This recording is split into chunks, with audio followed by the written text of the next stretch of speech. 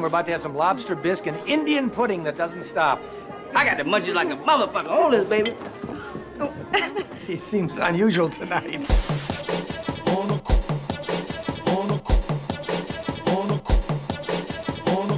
Get richer, ducking all of these haters. The ladies trying to get with us. Always stack them up. Yes, indeed. We back at it. Episode 2, Unusual Behavior, where we tell authentic stories how we want to tell them. We inspire our community, give back to our community, and we all got testimony, man.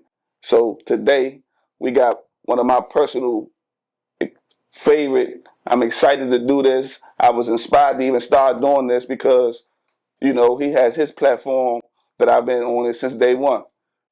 My guy Moon, man, my fan. What's up, man? And we got Cuz, my blood district, huh? Yes, indeed. Yes, indeed. Not me forever, family ties.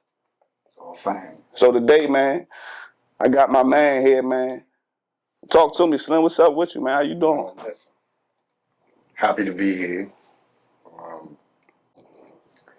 This is one of the greatest moments for me right here, just because of the people that's here, atmosphere, platform. You know what I'm saying?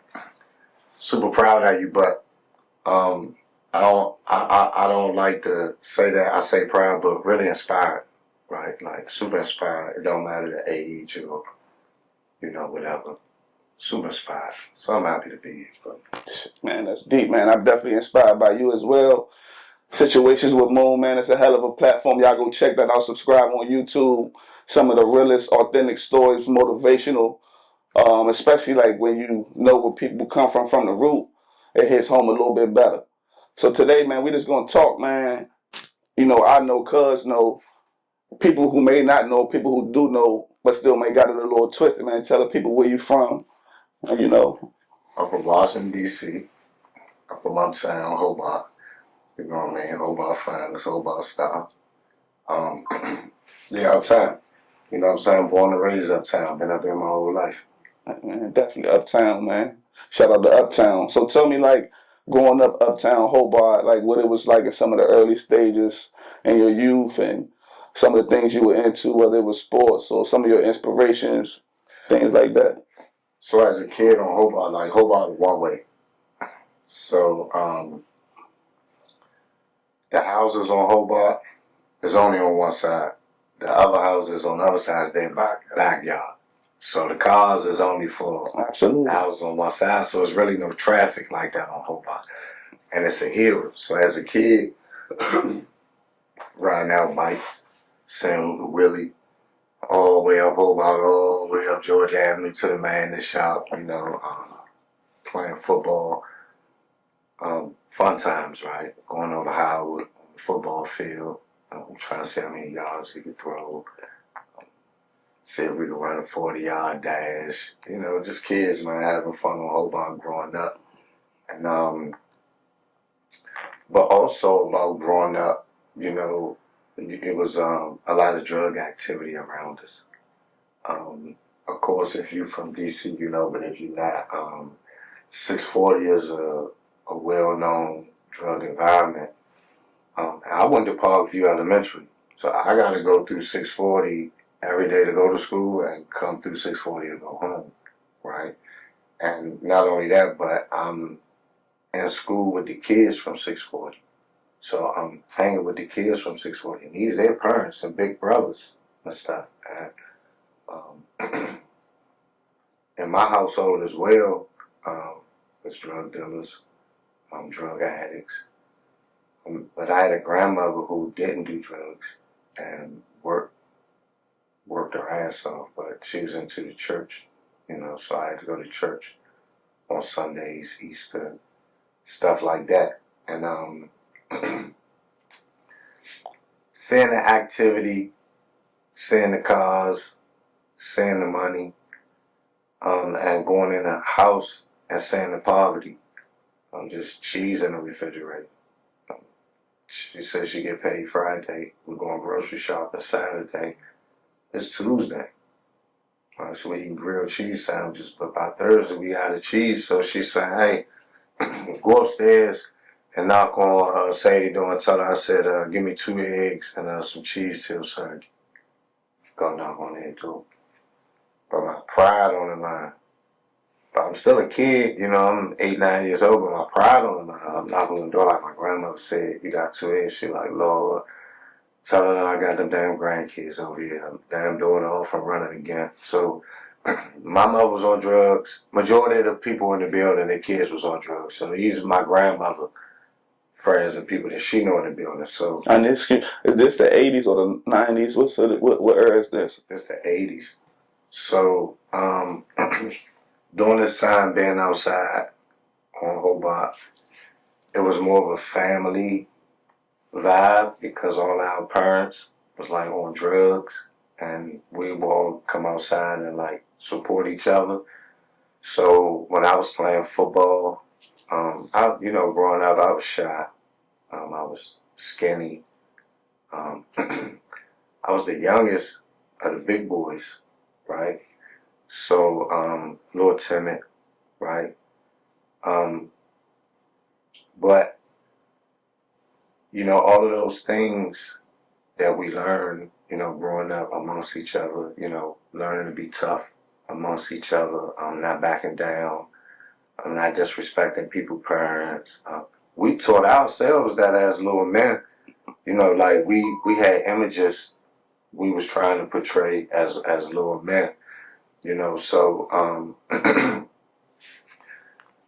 by the time I was in the 4th grade, poverty was just like too much for me, because now we were struggling just to, keep the lights on and food, so clothes wasn't, and you get laughed at, you get teased in school, so I started selling drugs.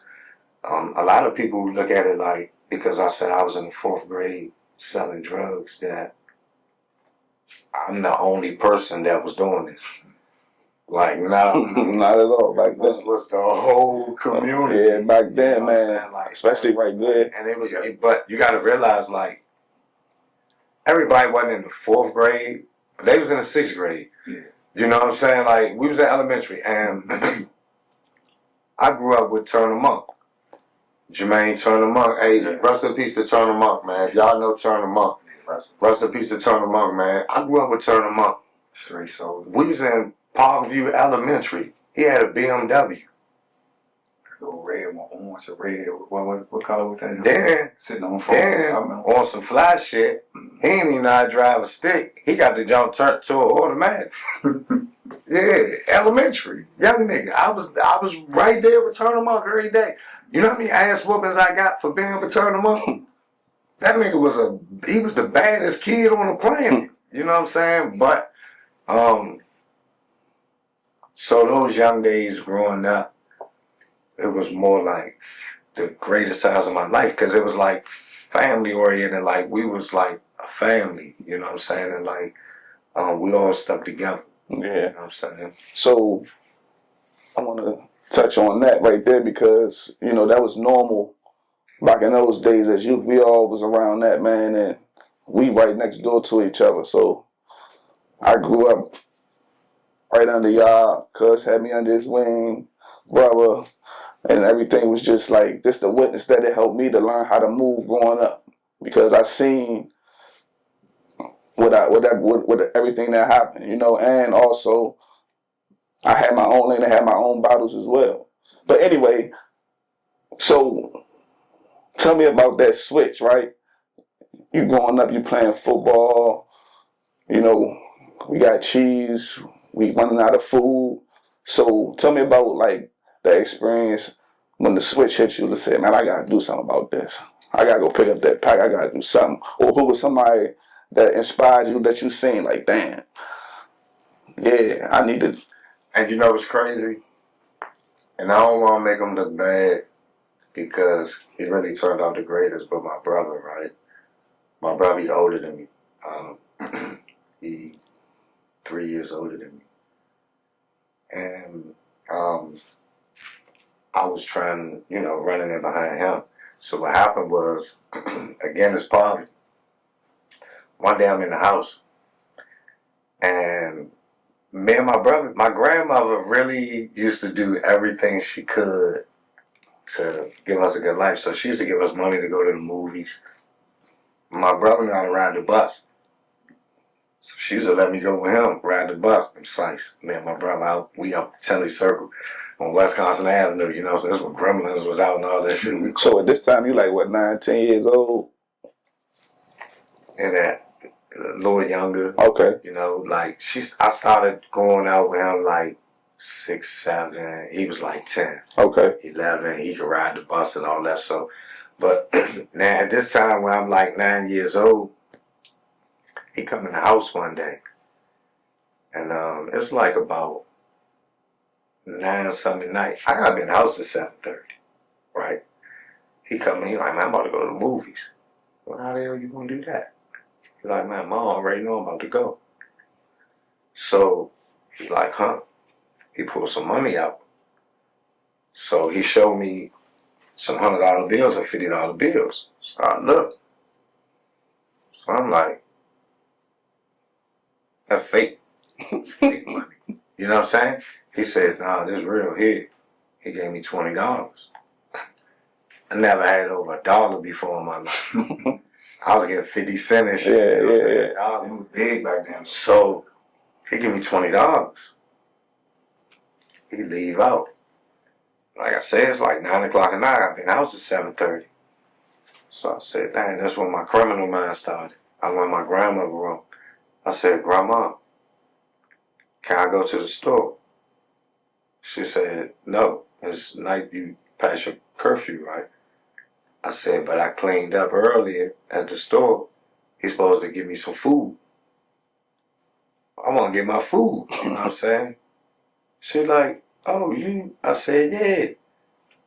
She said, well, go hurry up and go in. You know how it was back then. Hurry up. You bring your ass straight back in here. Yeah, it's $20 burned in my pocket. I get up there. I'm like, man, let me get a steak and cheese. And give me a whole jar. I'm going to get her. We'll split it around and some fries. And give him the money. He cooked the jar and gave it to me. I said, damn. I said, oh. That rush.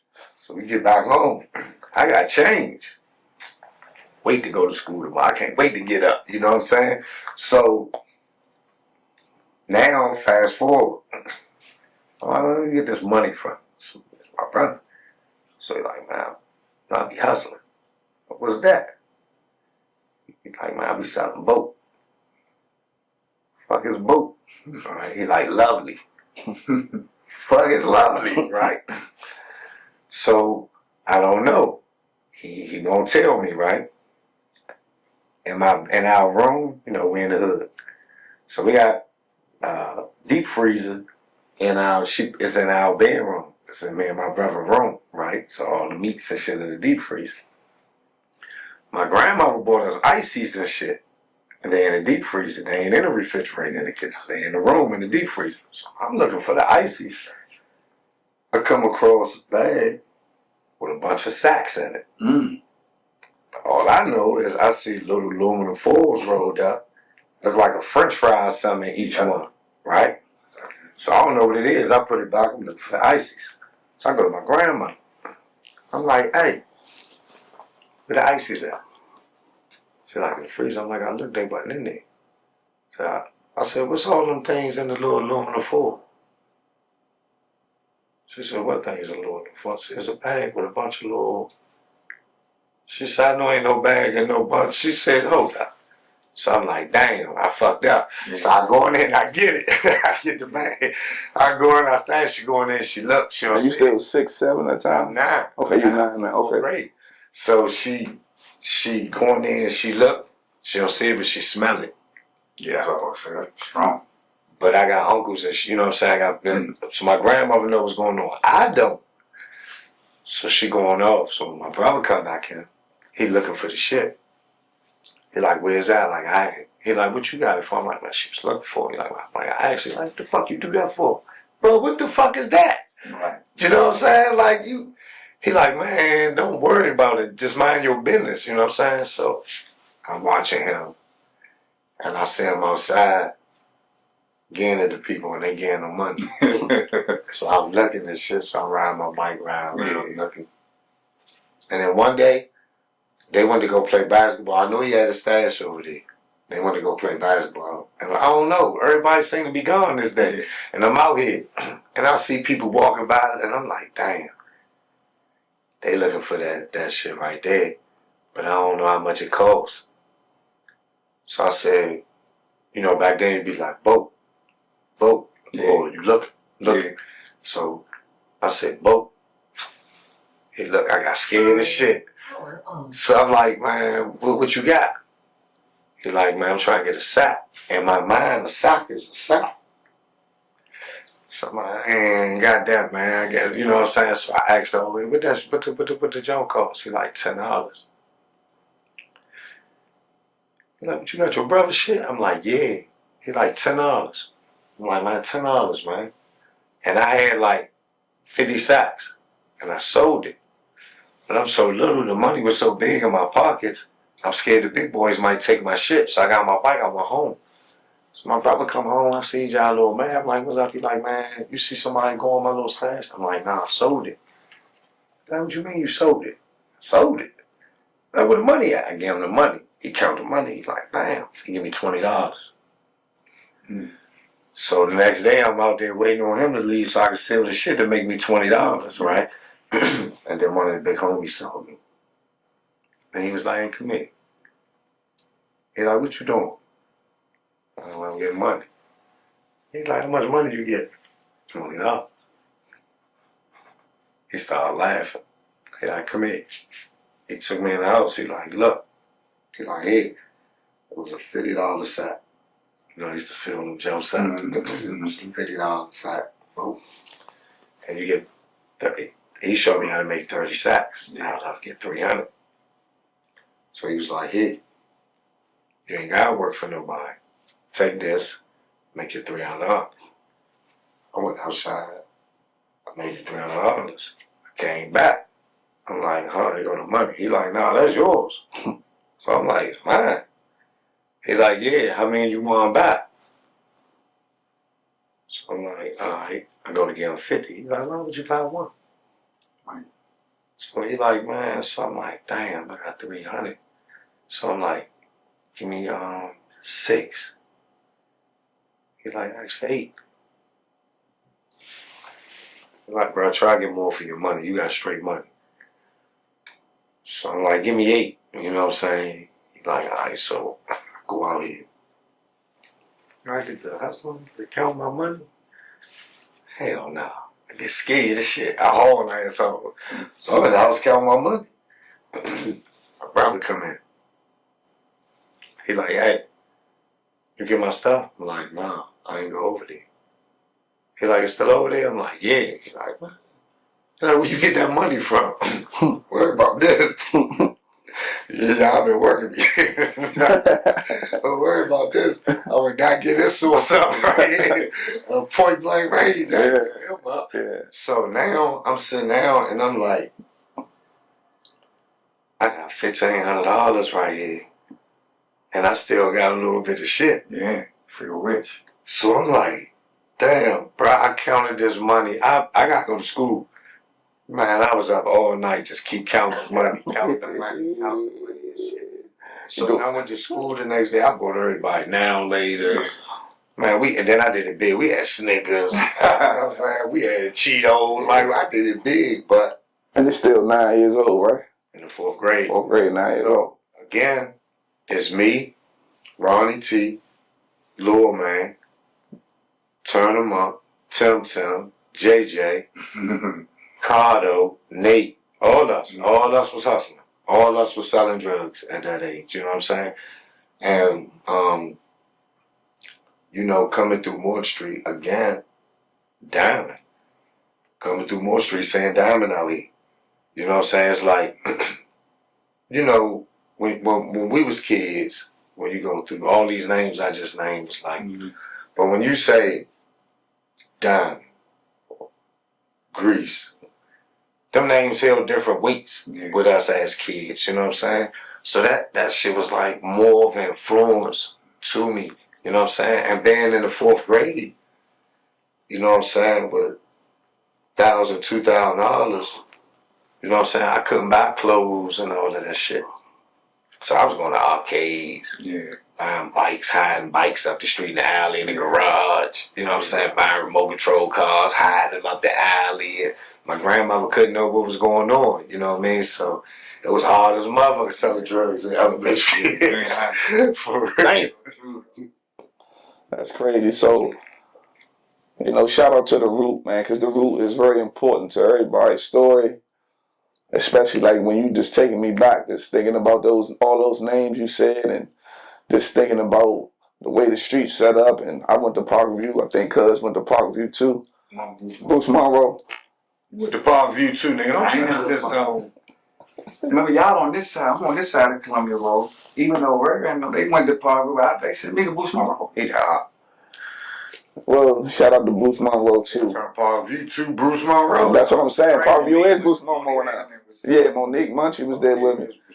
So let's talk about like pre-teen, teenage years. So you done found a way to get you some money, and you had that feeling, that rush. I mean, that's a different kind of feeling. You know what I'm saying? Especially at that age, because everybody ain't got the mental or even the brains to do that. I don't give a fuck what time but that's just what we growing around. You had to grow up early where we come from. Yeah. You had to grow up fast. And I remember being 4, you talk about being 4 or 5. I remember being 4 and 5 following, booing them up to the black hole. They like, nigga, go back down the street. And I'm walking down the street by myself, 4 or 5 years old. Me and Snotty Nose, Arnie, Cross-Eyed Brian, all those guys. But anyway, let's talk. Yeah, I remember Cross-Eyed Brian. Your man. Yeah.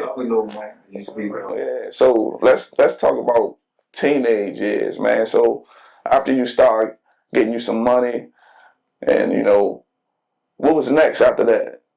Like, did that $1,000 and that $2,000, did that turn into $10,000, or how the story keep going? So now fast forward.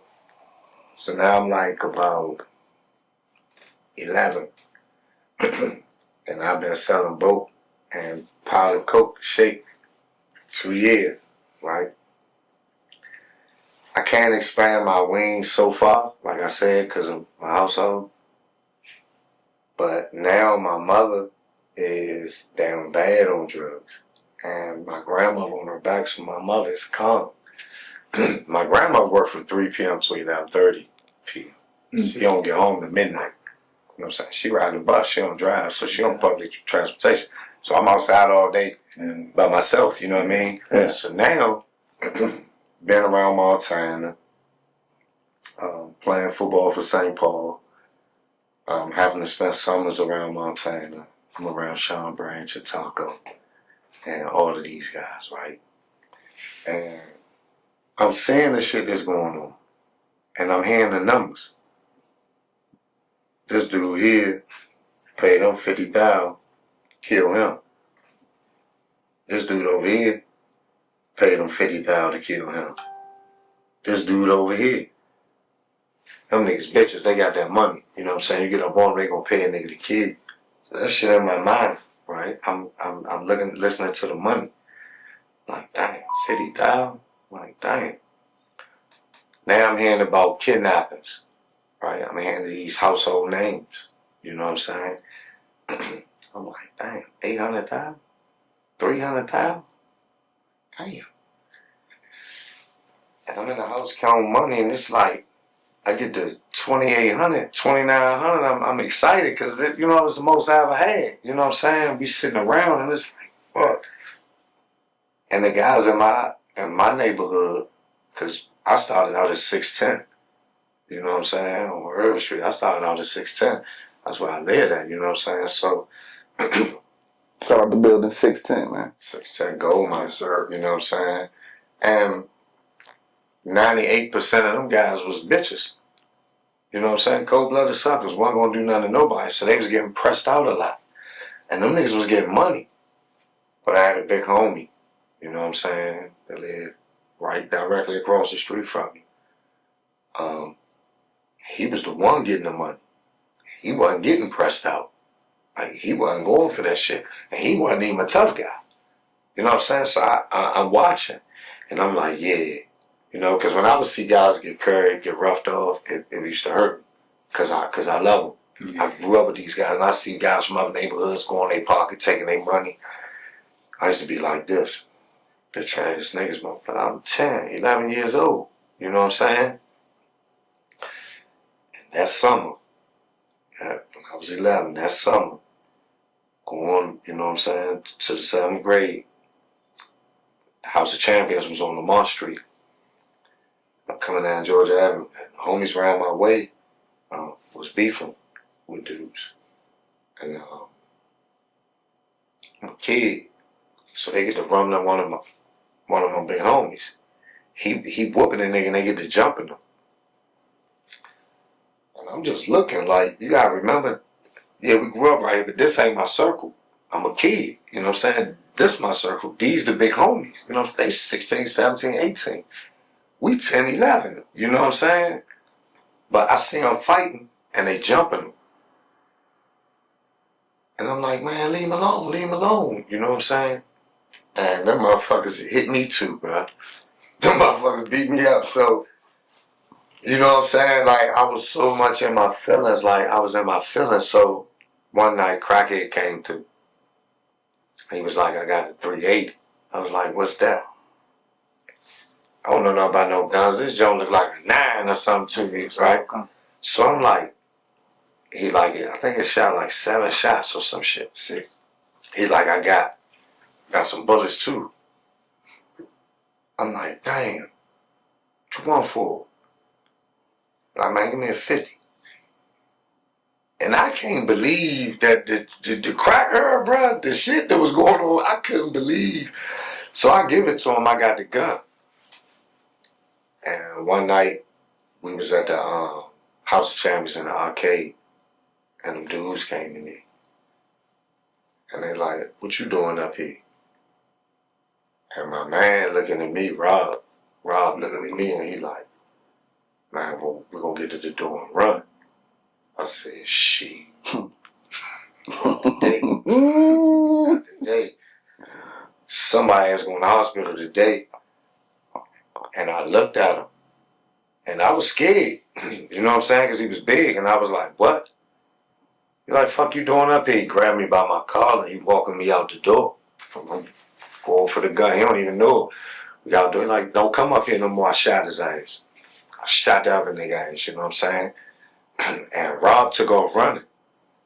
But I was so mad. Now I just started crying. And I was just right there just screaming, bitch ass nigga, now what? Bitch ass nigga. I was just tripping. You know what I'm saying? And I ended up going home that night and it went viral. Like the next day, that's just, everybody was just talking about it. I went Rock Creek, 7th and Teller. And when they say went viral, there wasn't no social media, nothing back then. We talking about word of mouth, the streets. Back then, something happened at 5 o'clock. Everybody knew by 6 o'clock. You know what I'm saying? So It went viral. So the next day, you know, when everybody was talking, it was like, oh, y'all beefing, you know, it's a repercussion. And I'm like, what's that? They're like, they gonna come back. What you mean? So they kind of scared. So it's like, they gonna come back shooting. So I'm like, damn. And I'm thinking about my grandmother, you know what I'm saying, live right here, so I'm kind of scared. So I'm like, shit, I kill his ass, then what? You know what I mean? So I went to niggas like, bro, if I kill them niggas, then what? Because y'all been beefing with these niggas, you know what I'm saying, all this fighting, you know what I'm saying? Like, they way bigger than me. I can't beat these dudes. And that shit just, it started. And so when that clicked, it was like, now that I'm out here selling drugs, you know, getting money, but I also now got like little beef, you know what I'm saying? And people scam me, you know what I'm saying? They go, oh, that's their people up there. Oh, you know, they some killing such and such. And I'm like, damn. And the only thing on my mind is, I'm going to kill such and such then. I'm going to kill, you know what I mean? Like, I don't know no better, you know what I'm saying? So. And it's still 11, right? I'm 11 going on 12. So by the time I'm 12, I'm going to tell you this, by the time I'm 12 in the 7th grade, it was rap. I already got a lot of blood under my belt now, you know what I'm saying? I'm fighting juvenile murders, you know what I'm saying? Attempted murders, you know what I'm saying? Not only that, but it turned to killing for keys and coke, killing for money. You know what I'm saying? It turned to that in the 7th grade. You know what I'm saying? Like seeing everybody with the Gucci sweatsuits, the Z's with the BBS's, the Gucci links. Is this junior high now? 7th grade, like fun. You know what I'm saying? Shout out to Metro. And I was fucking with Manny from Selma Teller. Rest in peace to Manny. I was fucking with Manny, and Manny was giving me a lot of game about, you know, the streets. You know what I'm saying? I'm in the 7th grade, so I'm going to school looking forward to seeing Manny, because me and Manny talking, which I thought was business. You know what I'm saying? But we talking drugs, we talking money, and where I can make more money. You know what I'm saying? Expand a little bit. You know what I mean? So that was, you know, my, you know, junior high. 7th grade, 8th grade, and then I went to jail for murders. You know what I'm saying? At 12. Maybe 13. So 12, 13, early teen years, you went to jail. So tell us about that transition and how that affects you mentally to have to navigate through that for the first time, if that's the first time, correct? Yeah, it was my first time doing time, right? And it was the worst shit in my life, bro. Like, you gotta realize, like, all I knew was my community. You gotta realize Turn 'em Up was 5'5", 6", 120 pounds, terrorizing every motherfucking thing. And then I get down here and this dude's just 6'2", 225, 16. Yeah. From Southeast. Yeah. You know what I mean? And they down here knocking shit out. And it's nobody to help you, right? You can't go to the police or nothing. You're gonna be a bitch. You know what I mean? You gotta fight. Not only that, but here's an experience that we went through as juveniles that people just don't understand. There's 20 juveniles on a unit. It's 5 showers open, no shower curtain, no nothing. It's 5 showers. It's 3 right here, 1 right here, 1 right here. And all 20 gotta get in the shower at one time. 3 of these showers, dudes saying can't nobody get in. Get in the shower, you're gonna knock your ass out.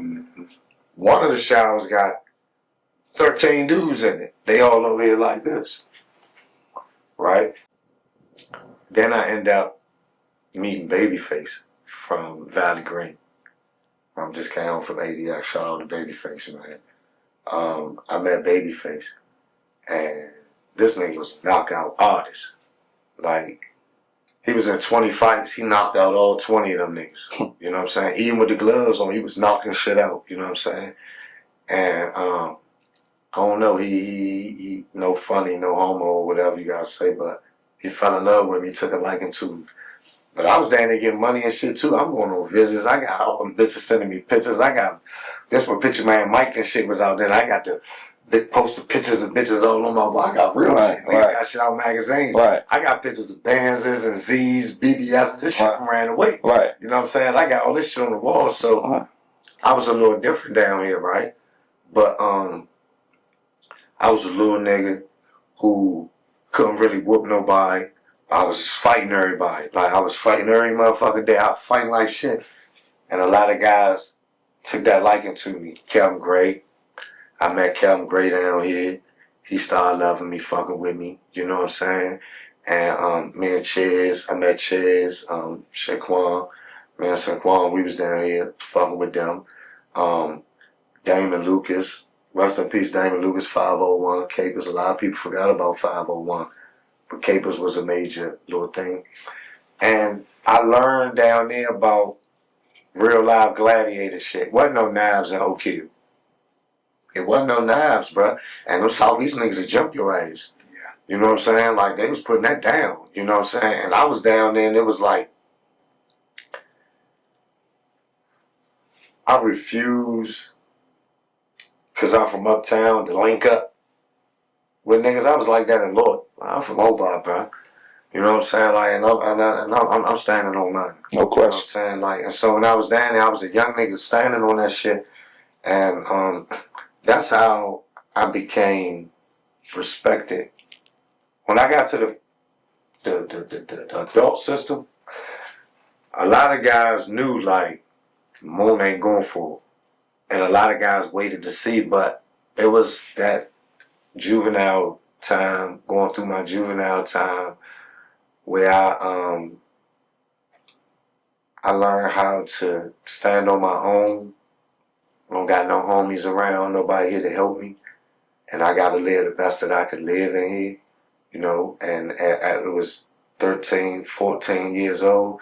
I was living better than 99% of the niggas on this compound. You know what I'm saying? Police bringing cereal, fried chicken, Popeyes.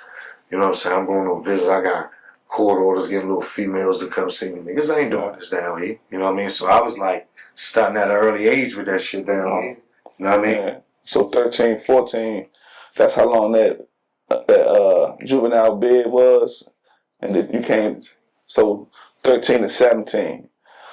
Okay, so 4 years, about four and a half, whatever. Then you come back home. So I came home, went on a run. Well, so I ran from the juvenile jail. What they did was they allowed me to get a home visit. So you complete 4, 5 home visits, and you can get released.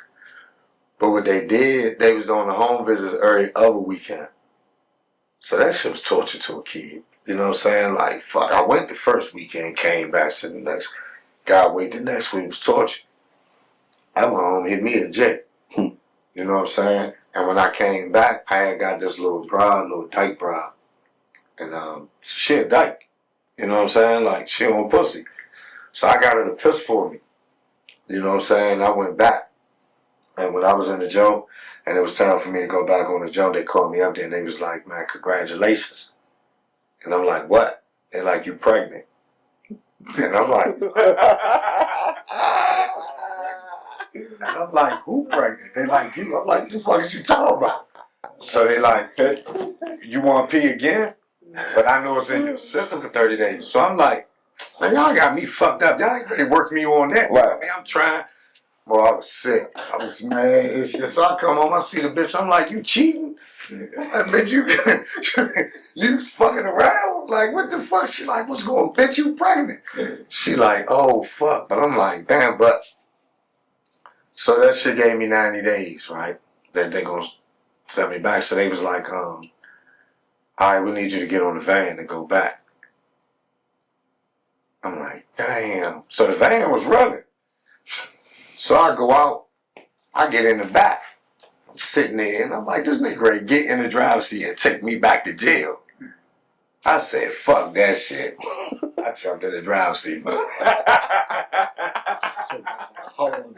I drove all the way back to Hanging Ball where they drop us off and pick us up. I parked their van right there where you know where it's at. I didn't steal your van. It's right here at Hanging Ball, nigga. And I was on the run. I was on the run still. So he ain't put the cuffs on you yet. He just put you in the van. They cuff you up when you get inside the little gate jump. Oh yeah, okay. So once you get on the van, so how it is, Oak Hill up the road, we in a pre-release house. Yeah. So it ain't no handcuffs about no. Right. None of that shit over here. So they gonna put you in the van and be like, go with us to get the food, and they'll bring you a move.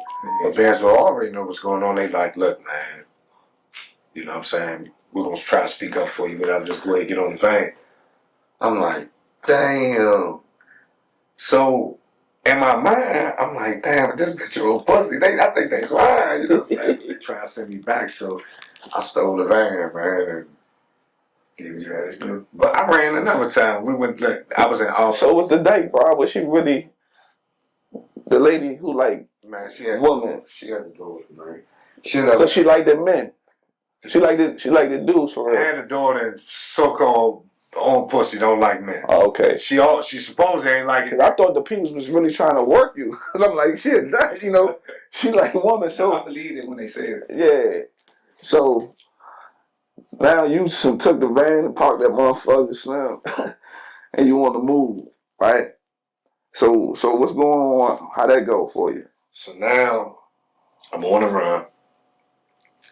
So I'm staying with Rob, staying with Mo, you know what I'm saying? And my mentality, I don't know why, but if I get caught, it's only 90 days.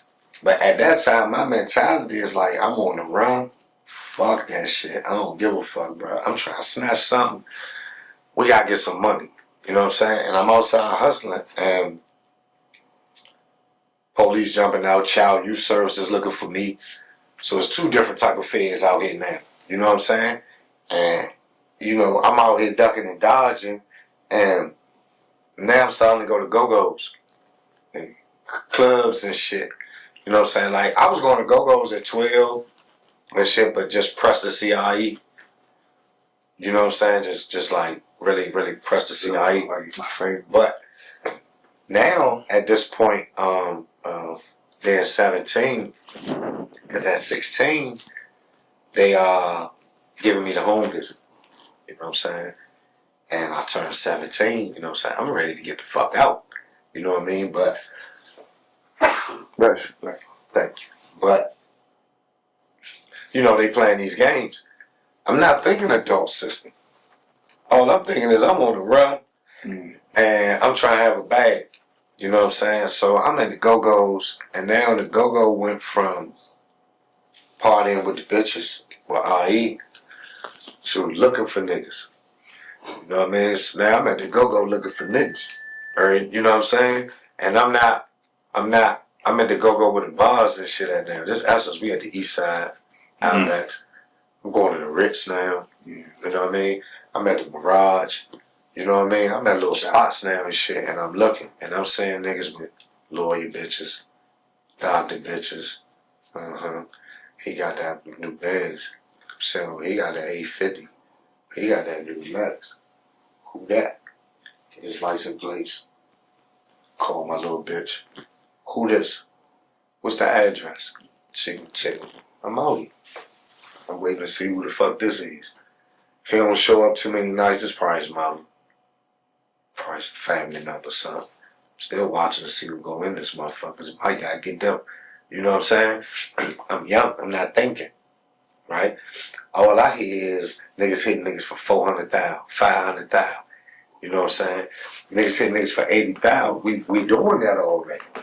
You know what I'm saying? We already doing shit like that. We young. We hitting niggas for 80,000, 2-3 bricks. We already getting little shit. I'm trying to get to this level, so I'm in the hood around the big homies, and I'm watching, you know, I'm sitting around them and I'm watching who buying bricks, watching who come through, and the big homies like, hey, Moon, go count this real quick. You know, so he talking about real quick, this 80,000, it's 120,000, this 240,000. This ain't real quick. You know what I'm saying? Man, count.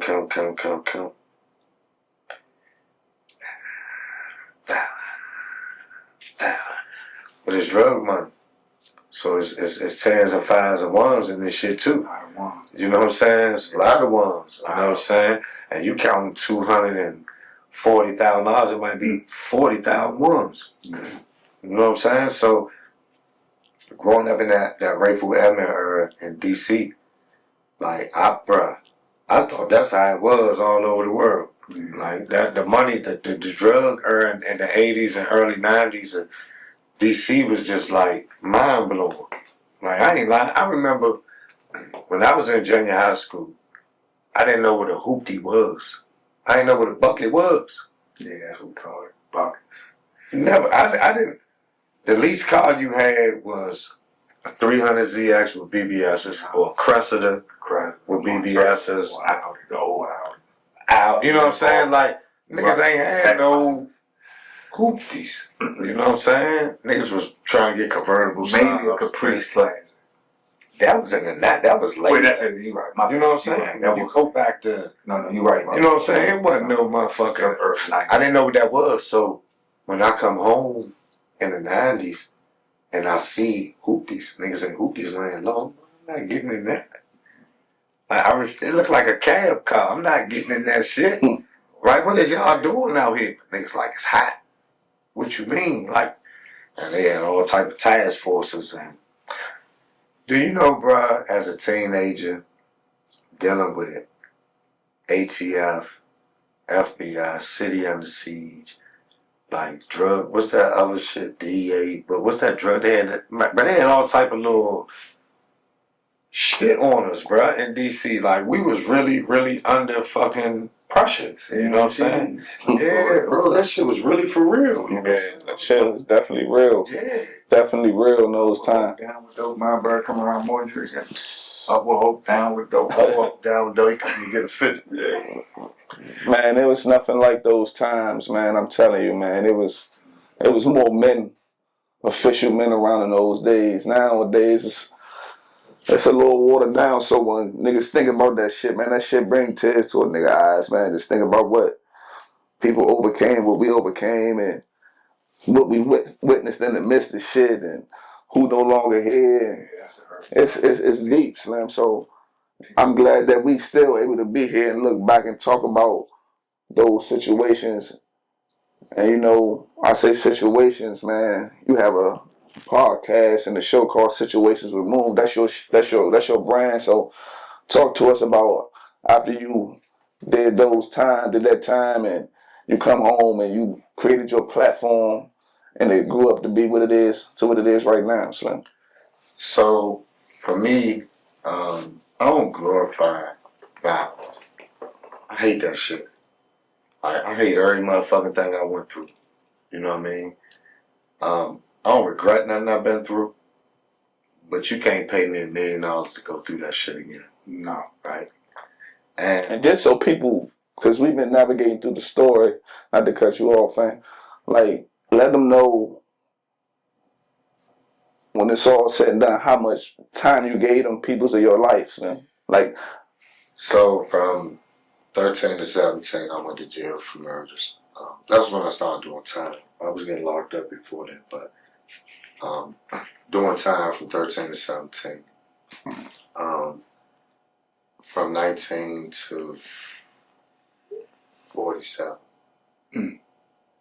I spent my entire life in prison. So my whole life, I did way more.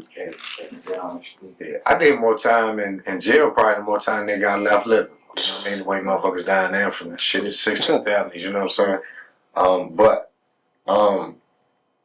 One thing I'll say is this: when I was a kid, I felt like my situation and circumstances was wrong, and I felt like somebody's supposed to help us. And nobody helped us. And when I stepped outside to find some help to stop the bleeding, they told me it was wrong. Right? That I was selling drugs to my people. Right? The way that I talked, they said it was wrong. It was slang, ebonics. Right?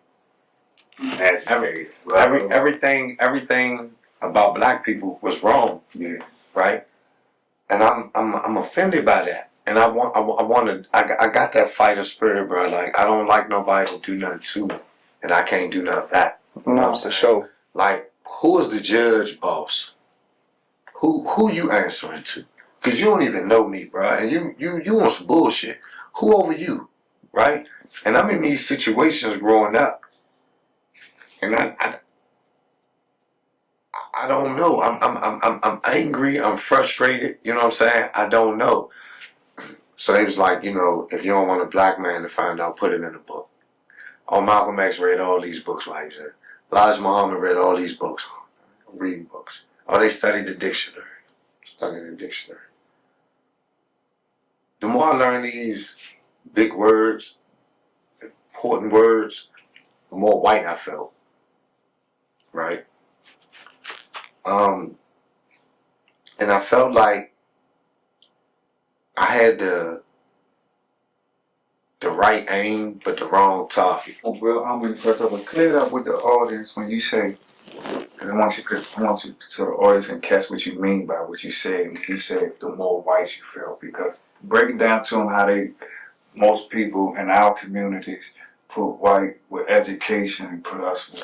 So I read this little 30 things. So I took sociology in college, and West Virginia University, one of the first programs, the Inside Out program. Shout out to the Inside Out, Jerry Kirby.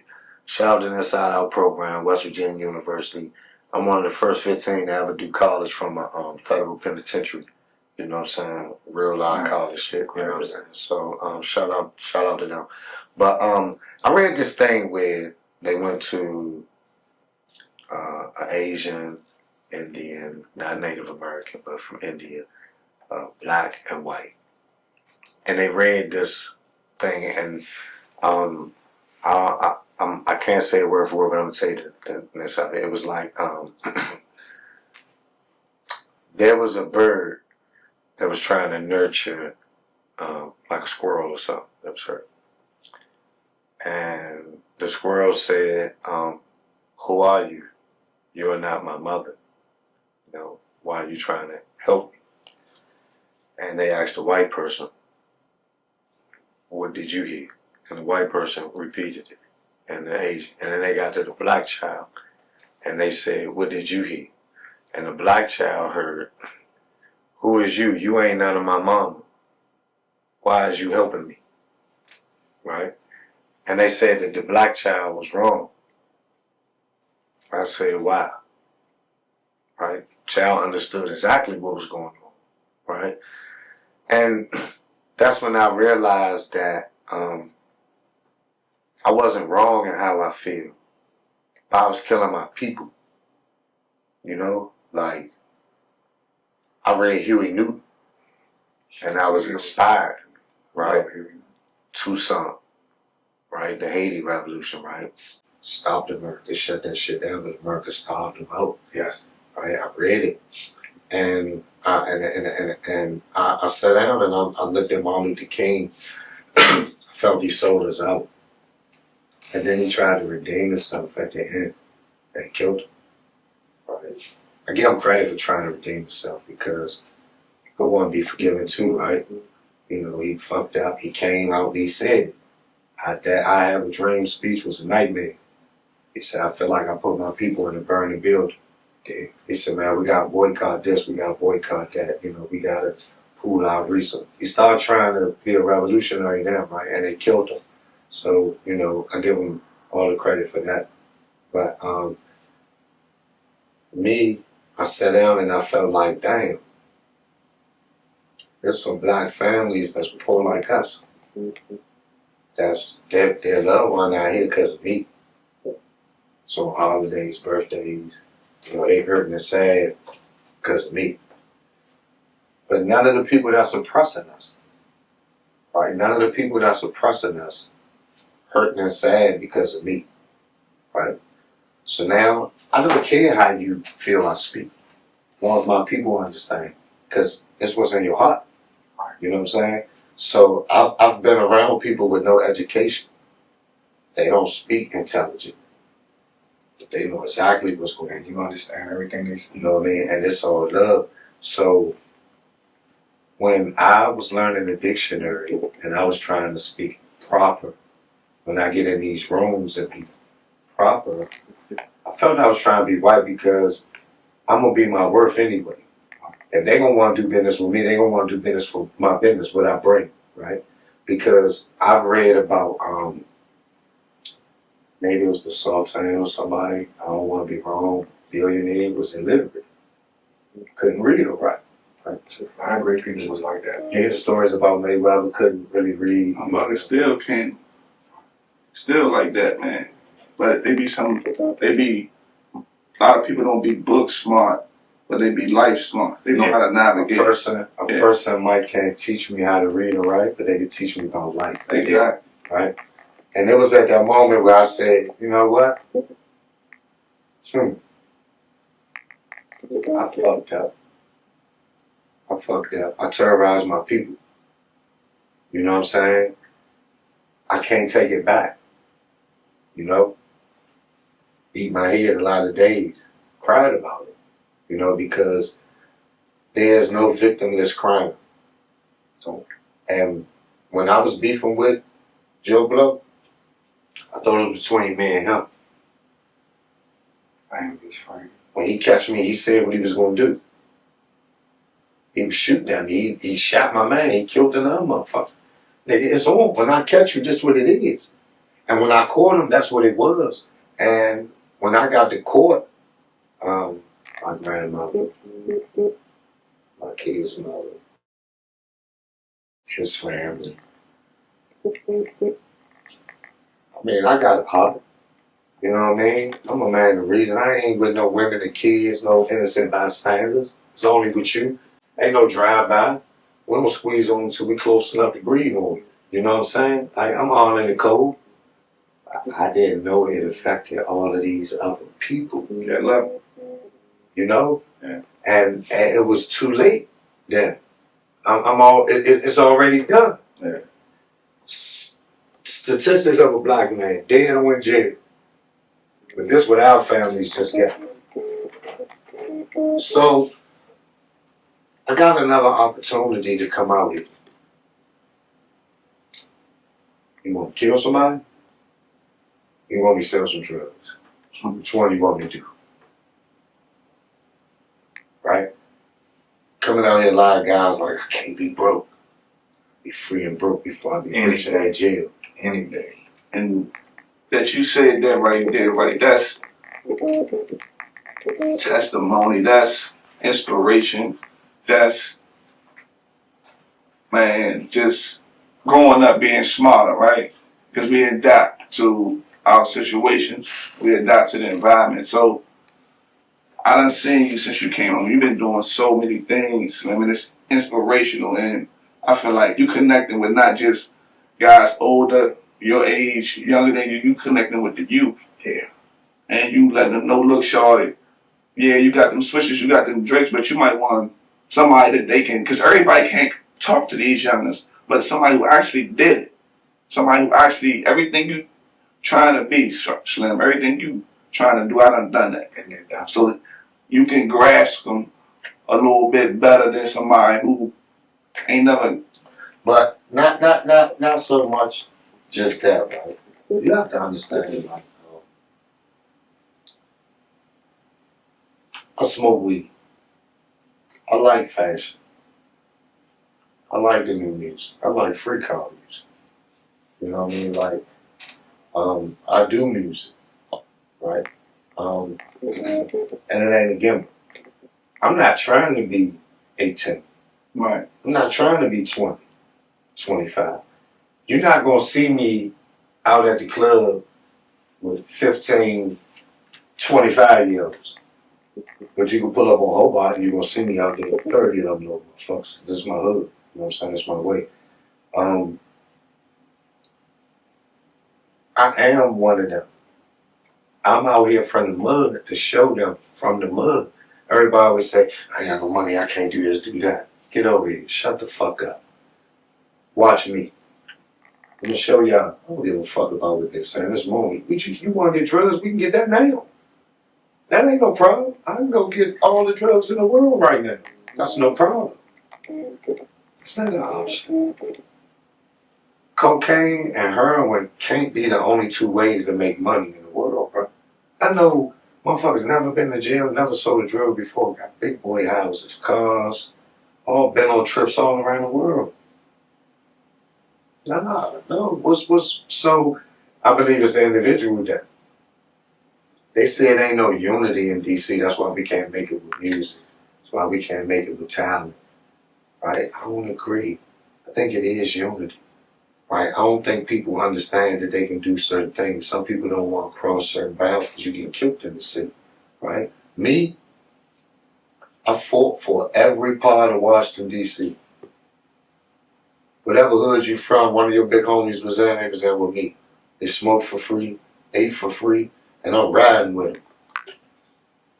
So when I come home, I don't feel like I shouldn't be able to go nowhere in Washington, D.C. I feel like my city, D.C., is my hood. I feel like they should love me, bro. Everything I do, I push for D.C. It's not an individual thing with me. When I bring people on my show, I don't just bring the hottest rappers. I bring everyday people on my show with struggles. Mental health is real. Shit that everybody can relate to. Somebody might see this show and reach out and give you some help. I brought a guy on my show with mental health, right? Got autism, which went to schizophrenia, which went to mental health, right? Technically, he fucked up bad. Man got landscape business, car. He got real life issues that he deal with. He got autism for real, bro. He's not joking. And his life is way different than next. But when you look at his motivation and his drive to be normal, to not see that shit, even though he struggled with it, that's inspiration. So who am I to give up on the people and backtrack? You know what I'm saying? After I've been blessed to come out here with an opportunity, let me tell you something about me. I don't think nobody tougher. If I had more money, I don't even know if you had more murders. Could have had just as much attempted murders or whatever. So I'm not trying to prove that point no more. I don't have to. But I've never been a millionaire legally. And I want to show people how to do it. I want to get there and I want to show people how to do it. And for the people like who lost a family member, you know, because of me, they don't understand how sorry I am. I never showed remorse in the court systems, kind of numb to the world, didn't know how to show remorse, but I am sorry, you know, and I wouldn't want to lose my kids, my grandson. You know, like somebody did something to them, I can only imagine what I would do to them. You know what I'm saying? So I try to do the right thing and save as many of these young as I can with my story. People say, oh, Mo, you got your podcast. Why you glorifying prison? Why you glorifying jail? Why you do this? I ain't glorifying shit, nigga. You can't take what the fuck I've been through. That's what I've been through, nigga. That's all I know, nigga. I'm out with this motherfucker trying to be a millionaire. Help me out. You know a better way to show me. That's your story. I got the platform. You know a better way to help these youngers show me. But my connection with these youngers is that they know I'm one of them. Yeah, roll that shit up, Shorty. They talking about you supposed to be this big influence. You over here smoking with these youngers. He 22. He got 2 murders. He been in 4 shootouts. Just got out of jail. He got 2 kids. What the fuck is you talking about? And you mad because I'm hitting the jail with him trying to get his mind right? Trying to explain to him, all right, I've been through that. But my thing is, whether you hit a J with a young one or you go have a drink with a 23-year-old young man, what is the difference? People just, People just be having something to say. That's how I'm going to connect with you. Smoking marijuana is legal. People smoke it. It's prescribed by doctors. So if I want to if I want to sit down and smoke a J with a young, just to connect with them, to build that bond, to try to get to them so I can help them. Look, there's so many other things we can be doing. People, man, just stop being so fucking judgmental and stop. You don't know nobody's situation. You don't know what people been through. Everybody done been through something, man. And stop thinking you know everything, man. Yeah, and my man Pope, shout out to James Pope, he said, sometimes your opinion not wanted, right? But let me explain something to people so they can understand what we are, so people can get a better understanding of it. I don't glorify the murder.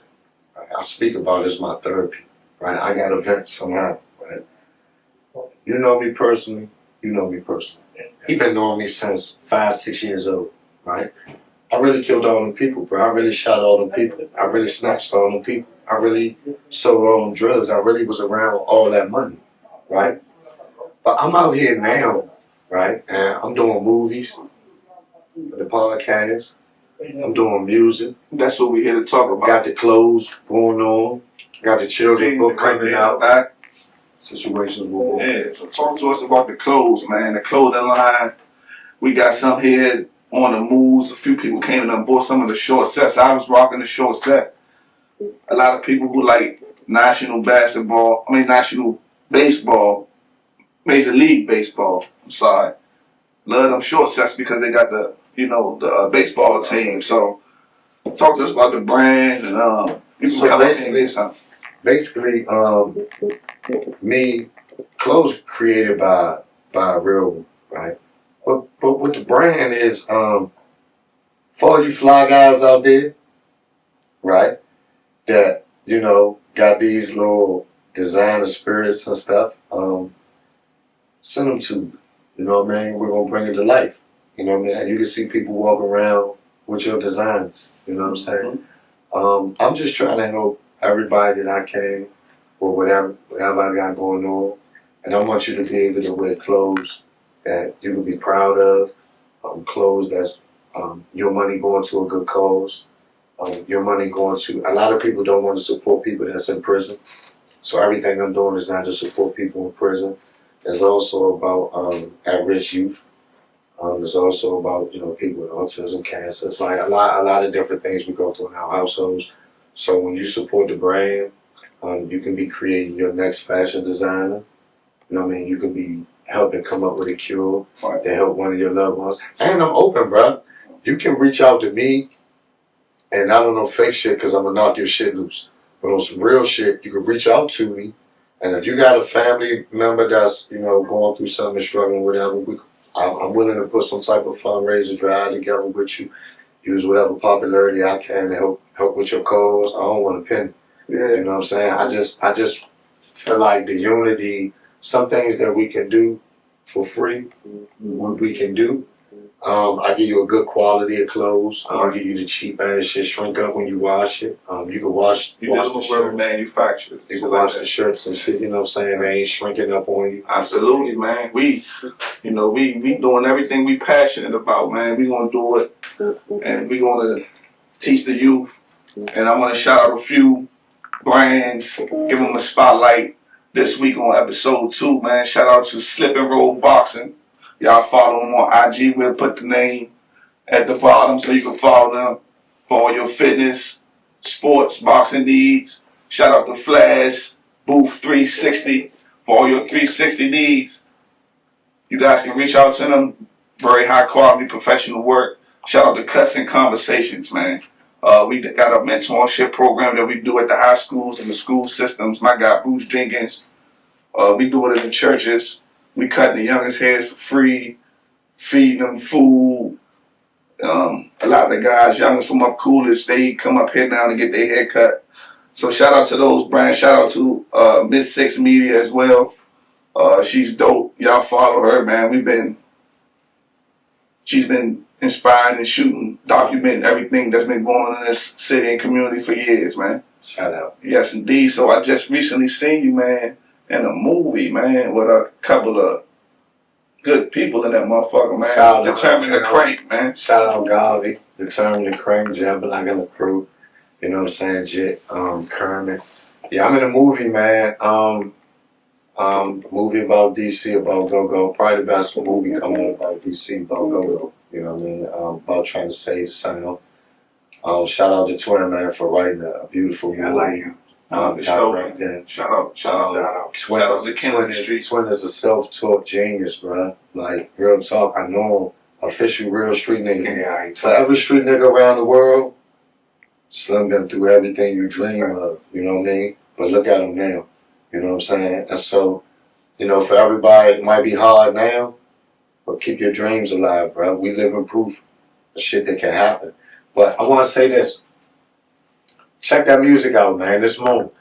A lot of y'all, man, don't understand Man, the see, music. we was gonna get to that, man. Go ahead, man. Listen, that's my vent. That's my therapy, right? And I'm saying, like, I cranked though. So you can't deny the crank, you know what I'm saying? And I started out Who y'all think he was talking about when he said, yeah, District Blunt, yeah, Poop. Man, yeah, yeah, poop it. yeah. That's big love. Tune into the music, man. Yeah. Tune into the music and he cranking. We don't care what y'all saying in the comments, because if you talking about it, that means it's doing Like, something. listen, I'm trying to come through there. I don't care. You got AI videos and love. Yeah, nigga, man, poo bad. yeah, we coming through. Yeah. Nah, for sure, man. And everything happened the day I was supposed to, man, because I know how much you mean to him and I know how much he mean to you. And it couldn't have been no better situation, man. But talk to us about How the much you mean to us? Yeah, for sure. I mean, it ain't about me, man. You the young one. What's understood don't need to be explained. But You know, I got this platform, get my inspiration from both of y'all, and Lum can tell you I can rap some of his verses like they my own, and I do. Yeah, they got music too. Y'all ain't even up to the music. They got They hip to the music. Music out. They hip to the music because we've been doing this a long time. Boxing. Y'all gotta give my man. My man been fighting since we was 5 years old. Y'all gotta give him. Hey, listen, man. I want y'all to know this, right? I'm gonna tell you why y'all got a good coach right here, right? I beat him up when we was like 5, 6, and nigga ain't never got over. He ain't gonna lose another motherfucker fight. He gonna teach you how to whoop a nigga ass. I'm gonna slip and roll boxing. Slip and roll boxing. What's the quote, cuz? Tell him the quote. Get with the program or forever be busted. And not only is it getting your fitness and level, your boxing skills, we also do group hiking. I went hiking with cuz. I ain't been hiking in years. Cuz got senior citizens and all exercise. He work out senior citizens. He had 70-year-old people out there. We walked for 4 hours. 350-pound people. Shout out my man Paul. Yeah. That was as well. And the music, so look. Talk to me about the music, and I see you doing stuff with your son. And tell me what that means. Shout out my man Ball. Yeah. Shout out Dez Do Numbers, YP, Fry, y'all. Listen, man.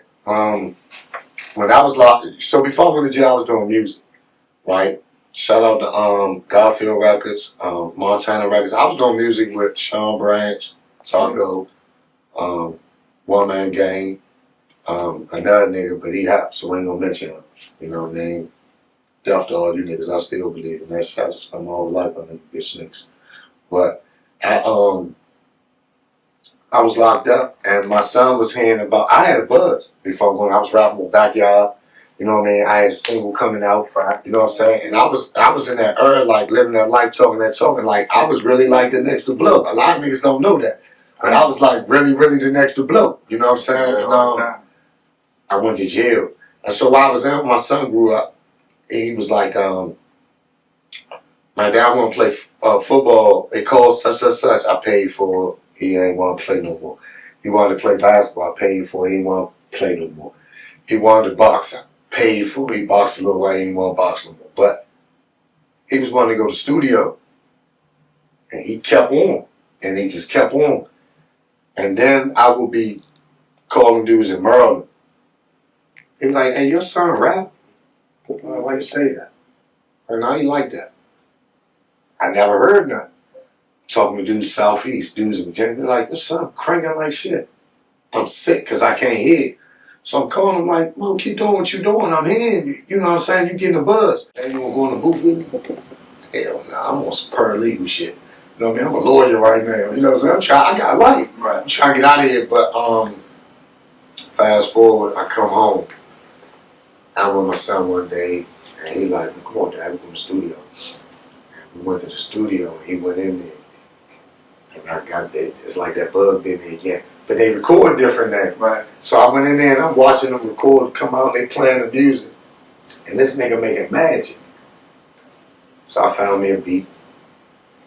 Went in the studio. I went there with him.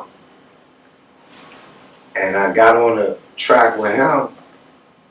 And he cranked. It was up. He cranking too much, and I'm in the way right now. So what I did was, I said, "Fuck that shit." I was listening to music, started writing.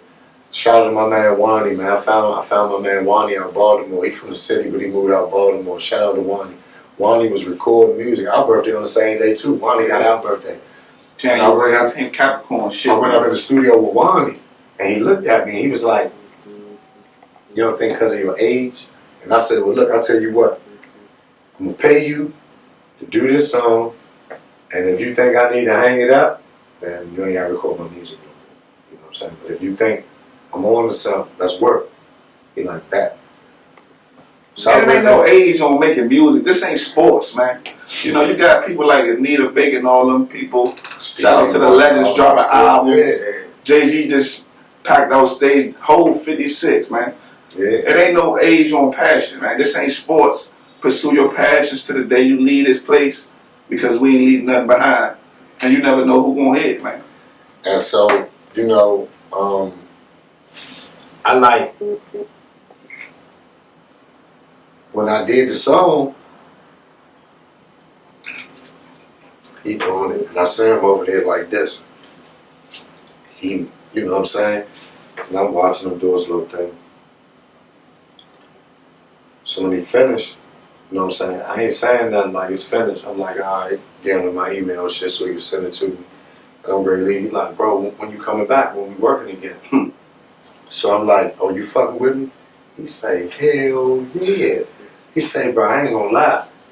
Young niggas ain't fucking with you right now. You done went viral a few times posting your shit, son. So, you know, a lot of people come out and they like, you too old to be talking like that, and that's what I've been through, bro. That's my therapy, that's my form of vent. You rather me in the street killing, or you rather me making music about it, The venting? thing is, you rather me be something I'm not. Respect authenticity, man. Right. Because there's a lot of people out here who y'all thought was y'all heroes, and y'all been looking up to them forever. And you come to find out they not who they portray to be on. Yeah. So meet people where they have respect them for being them true selves, man. And that's what we're about. And hold up, and let me clarify that, because I want y'all to understand something about my comment that I made. I'm not against gay people. I got family members that I love dearly.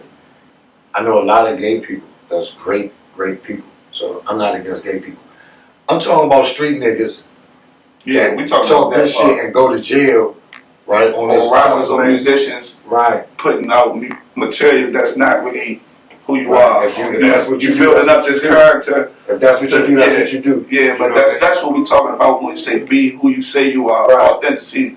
Don't be misleading the fan base, misleading the supporters. Right. And then something happened, you find out, oh, I was looking up to this motherfucker my whole life, and they was this. You know what I'm saying? Shit's a closet. So that's what we mean. We support everything.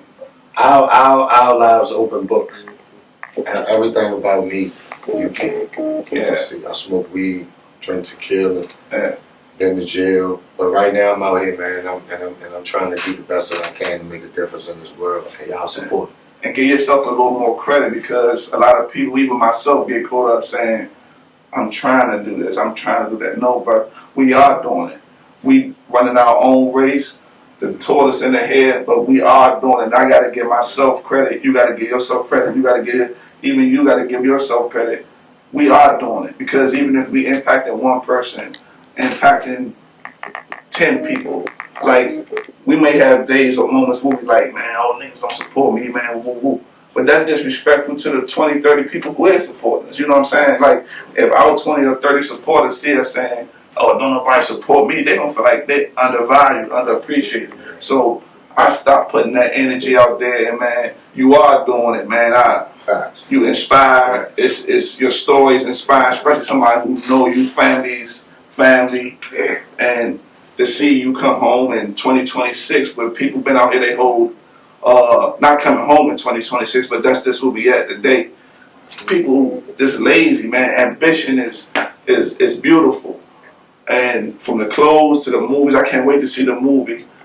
Sunday, Union Market, what's the pop-up? Angelina pop-up, Union Market. Yeah, and that's tomorrow, right? Tomorrow, 5 to 7. I mean, this probably air after this, but y'all be able to have other opportunities to see the movie, Determined to Crank. Y'all subscribe and go on YouTube, Situations with Moon. Great interviews, and some of them. Y'all see how we build? Yeah. You see how we correct each other and build for the greater? Yeah. He younger than us. Yeah. You know what I mean? That's what we do. And that's where that inspiration comes from. To the top. That's how we get better. Yeah. You know, we stay together. And it's only you know the beginning, man. Change This might be the first time y'all seen us doing something together as far as interviews, music, but it's a lot more coming. Alright, and y'all stay tuned. I'm proud of you, Slim. I love you.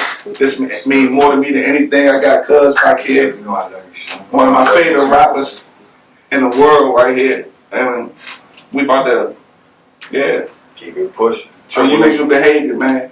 Y'all stay tuned. Get with us. Give my man an Everfresh sponsorship, because Let them know this Moon sent you, man. Y'all see me trying to get my money. Tell them this Moon sent you so I get my motherfucking money, go get man. your Meta Oakley Moon glasses. Man Baller on all platforms. And I'm coming out with a new podcast called Chocolate Steps. Top of the steps, Triple H. Ready. And we out. On a grind to get richer. Yep, ducking all of these haters. The ladies trying to get with us. Yep, always stack 'em on